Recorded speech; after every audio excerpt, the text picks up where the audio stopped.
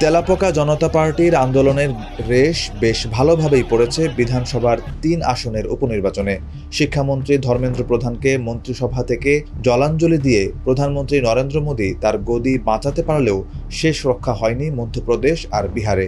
৩ আসনের দুটিতেই হেরে বসেছে ক্ষমতাসীন নরেন্দ্র মোদীর দল বিজেপি।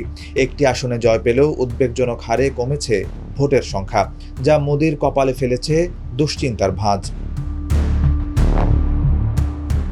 এর মধ্যে বিহারের যে আসনে হেরেছে বিজেপি, সেই বাঁকিপুর ছিল দলটির পরীক্ষিত ঘাঁটি। এই আসনে অতীতে কখনোই হারের নজির নেই বিজেপি প্রার্থীদের।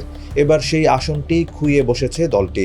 জনসুরাজ পার্টির প্রধান প্রশান্ত কিশোর এই আসনে বিজেপি প্রার্থী নীরজ সিনহাকে হারিয়েছে ১৯,৩২৪ ভোটের বিশাল ব্যবধানে। কিশোরের ৬৪,১৫১ ভোটের বিপরীতে নীরজ পেয়েছেন ৪৪,৮২৭ ভোট। বাঁকিপুরের মতো বিজেপির একই অবস্থা মধ্যপ্রদেশের দাতিয়া আসনেও। কংগ্রেসের কাছ থেকে মধ্যপ্রদেশের এই আসনটি ছিনিয়ে নেওয়ার স্বপ্ন দেখে শেষ পর্যন্ত পরাজয় মেনে নিতে হয়েছে ক্ষমতাসীন বিজেপির প্রার্থীকে।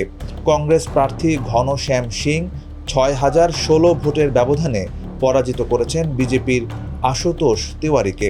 সিংয়ের ৬৬,৭৫৭ ভোটের বিপরীতে তিওয়ারি পেয়েছেন ৬০,৭৪১ ভোট।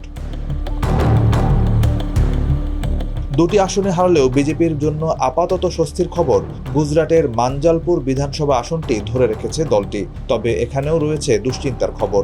সবশেষ নির্বাচনে এই আসনে বিজেপি প্রার্থী লক্ষাধিক ভোটের ব্যবধানে জয় পেলেও এবার সেই ব্যবধান নেমে এসেছে ৩০,০০০-এর ঘরে।